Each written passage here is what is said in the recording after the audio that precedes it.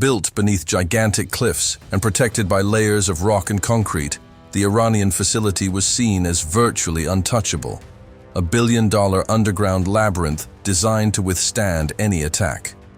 For Tehran, it was a perfect shield, but that confidence crumbled in seconds. Stealthy B-2 Spirit bombers crossed the sky undetected and launched the most advanced bunker-buster munitions ever created. What had previously seemed impenetrable was breached as if it didn't exist.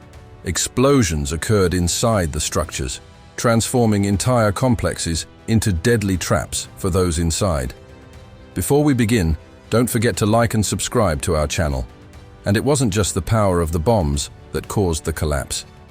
There was a critical design flaw hidden in the very concept of these facilities, something ignored for years. What should have guaranteed protection ended up amplifying the damage when the explosions occurred internally, turning these tunnels and chambers into veritable confined pressure zones. The turning point came with the arrival of the B-2 Spirit, the stealth bomber specialized in underground targets. Virtually invisible to radar, it allowed for precision strikes on the most vulnerable points of these installations. The impact was immediate. Structures designed to withstand any threat ended up being destroyed from the inside out. As a result, Iranian air defenses were simply bypassed, unable to react. From day one, it was clear that the presence of the B-2 meant the neutralization of the underground complexes.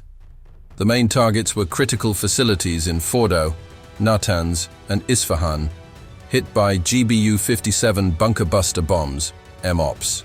Weighing approximately 13,600 kilograms and with a penetration capacity of up to 60 meters, these weapons pierced reinforced concrete and detonated inside the structures, causing devastating damage. Furthermore, tunnel entrances and strategic access points were also affected, further compromising the operation of these bases. In the following days, the attacks expanded to other fortified targets, including ballistic missile installations in Tehran, Semnan, and Khuzestan, consolidating a campaign focused on eliminating the country's most protected infrastructure. B-2 bombers used JDAM bombs weighing approximately 900 kilograms to destroy tunnel entrances. Life support structures were hit with pinpoint accuracy, one after another. In just 72 hours, a total of 1,700 strategic targets were hit with absolute precision. Furthermore, exactly half of these targets were directly underground installations. This wave of bombing clearly demonstrated how quickly operations against underground structures can produce results. The initial effects of the attacks on the ground also revealed a rather shocking picture. Military activity in Iran's so-called underground missile cities dropped dramatically after the United States established complete air superiority. Bombers began continuously patrolling these bases, making any launcher emerging from the tunnels an immediate target. In practice, this strategy neutralized a multi-billion-dollar project that depended precisely on protecting the subsoil. Field reports, such as those from the Wall Street Journal, reinforce that the concept of hiding critical assets deep underground failed in the very first days of the conflict. As a result, the impact on Iranian capabilities was direct. Underground stockpiles began to be depleted rapidly, and the numbers make this clear. Between the end of February and mid-March, approximately 585 missiles and about 1,500 drones were launched. Although these seem like high quantities, they represent a sharp drop compared to the beginning of the operation, when daily capacity revolved around hundreds of launches. Estimates indicate that strategic missile stockpiles were reduced by up to 80% or 90% in a short time. In addition to reduced stockpiles, a significant portion of the remaining arsenal has become unusable. With tunnel entrances destroyed and structures collapsed, many systems have become isolated and inaccessible. What was once a functional deterrent network has become, in practice, a collection of unusable facilities. In response, the United States expanded its strategy. Following the opening by the B-2 bombers, B-1 bombers joined the operations, signaling a new phase of the campaign. Images from RAF Fairford in the United Kingdom showed modifications to the B-1B Lancers, with the removal of components associated with cruise missiles, indicating an adaptation for new missions. The message was clear: The offensive would not only continue, but would be intensified to completely eliminate what remained of Iran's underground military capabilities. In place of those removed launchers, far more destructive munitions were being installed. JDAM bombs weighing approximately 900 kilograms, capable of shaking the ground, were being loaded onto the aircraft. Media coverage of these preparations was interpreted very clearly by military experts. The administration in Washington was preparing to deliver the final blow against Iran's military command centers. As part of this plan, following the B-2s, the B-1s have now initiated operations. These aircraft, now in the field, are in fact strategic forces in their own right. They possess an extraordinary weapons carrying capacity of 34 tons. They can also reach supersonic speeds and lock onto their targets in a matter of seconds. These aircraft were specifically designed to penetrate reinforced bunkers. They function like relentless demolition machines against military centers. With the entry of the B-1s into operations, the situation on the ground became even more critical for Iran. Hidden tunnels in the Hormuz and Baharistan regions began to be hit with unprecedented intensity. Hormuz base was truly devastating. The support buildings and entrance gates that kept the facilities operational were destroyed in seconds. Soon after, B-1s appeared in Baharistan and attacked the region's surface infrastructure. The deep tunnel lines also suffered severe damage, virtually impossible to repair. These precision strikes significantly reduced Iran's remaining ballistic missile capabilities. All of the country's military resistance on the ground was virtually dismantled. JDAM bombs sliding toward their targets from the B-1s demonstrated flawless performance. A single JDAM bomb, locked on with millimeter precision, was one of the cornerstones of this success. These bombs can instantly collapse tunnel entrances thanks to their penetrating power.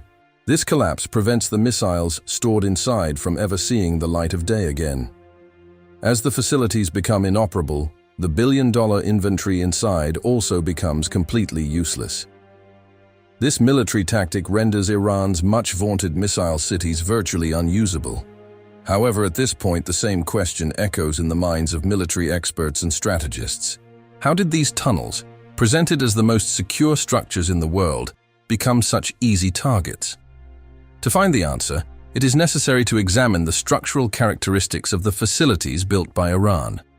These projects, erected with enormous budgets, actually contain significant flaws. Modern warfare technologies were not taken into account in the design of these structures, presented as engineering marvels. They possessed structural and extremely lethal weaknesses that were not apparent from the outside. In fact, Iran's underground strategy was a very old state project, which had been developed over generations. The foundations of this logic were laid during the difficult years of the Iran-Iraq War. Over time, these structures were continually expanded to protect the country's nuclear program. These complexes, known as missile cities, were carved into the heart of rugged mountains. The tunnels were designed to reach depths of between 80 and 100 meters below ground.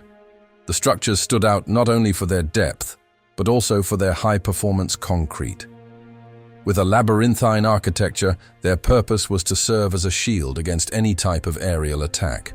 They were built with detours every 50 meters to cushion the effects of a possible explosion.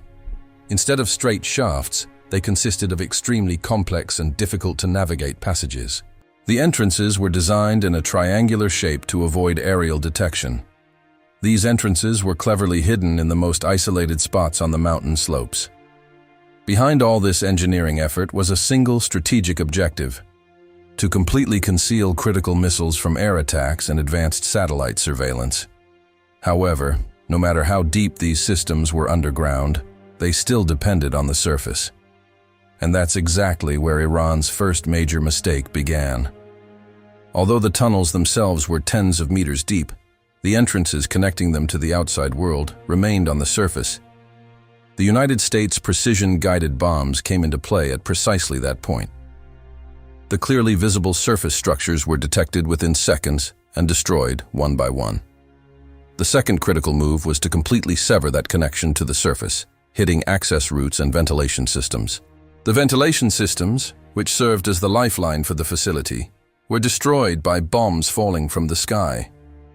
The collapse of these life support systems eliminated any chance of survival for the personnel in the deep tunnels. However, the factor that truly accelerated this collapse and went down in history as the biggest mistake was another. These secret networks could easily be exposed by US drones and surveillance aircraft. No matter how deep underground the Iranian regime hid, it was still vulnerable to superior intelligence. The exact coordinates of the tunnel entrances were determined with millimeter precision in a matter of moments. High-resolution satellite imagery, monitoring the planet from space, was in constant operation. Unmanned aerial vehicles, gliding silently through the sky, instantly detected even the smallest launcher. This real-time data stream greatly facilitated the work of combat aircraft.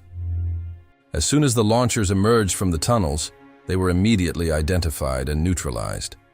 Meanwhile, as the operations progressed, another reality on the ground made the situation even more critical for Tehran. Iran was not only storing missiles and drones in these secret facilities. Far more sensitive targets were hidden in the deepest parts of these carefully camouflaged networks. The most dangerous components of the nuclear program, which posed a global threat, were also there.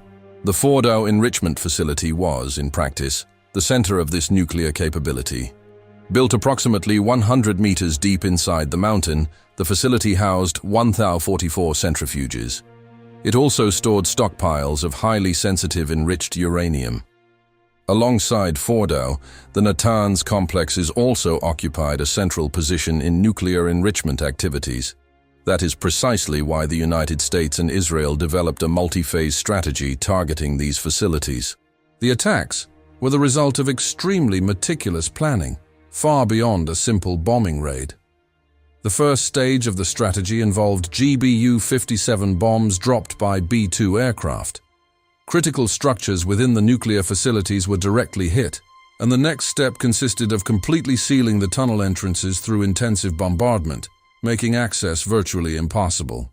The large magnitude explosions may have caused significant damage to the uranium stockpiles inside these complexes, and reports based on field sources indicate that the regime had extremely limited access to this material. At the same time, the fragility of Iranian air defenses became evident. Systems that consumed billions failed to respond effectively, allowing bombers like the B-2, B-1B, and B-52 to operate with almost complete freedom.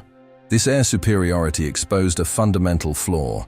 The underground networks, designed as invulnerable shields, could not withstand modern bunker-buster munitions.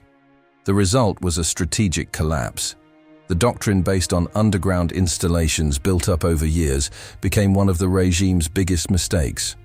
What once symbolized power and deterrence came to represent vulnerability, with inaccessible structures becoming predictable targets. With the continuation of joint operations, the remaining targets, tunnels that still house missiles, drones, and strategic materials, tend to be neutralized. However, the impact goes beyond the battlefield. These complexes also functioned as logistical and command centers that supported Iran's network of allies in the region. With their destruction, the capacity for supply and coordination has been severely reduced. This is already beginning to be reflected in practice, with signs of a decrease in the frequency of attacks and greater caution on the part of allied groups, given the uncertainty about resource replenishment. Even so, the risk has not disappeared. Iran retains remaining capabilities and could use them to prolong instability in the short term, keeping the regional scenario tense. The scenario is now moving towards a decisive point.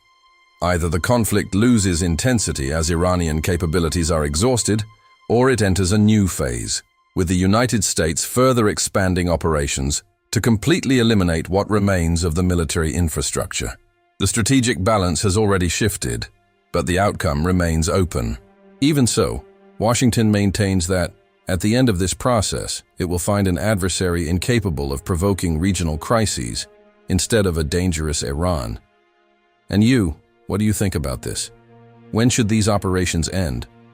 Will the United States truly succeed in completely depleting Iran's underground and surface military resources? Don't forget to share your opinion in the comments. Thank you for watching.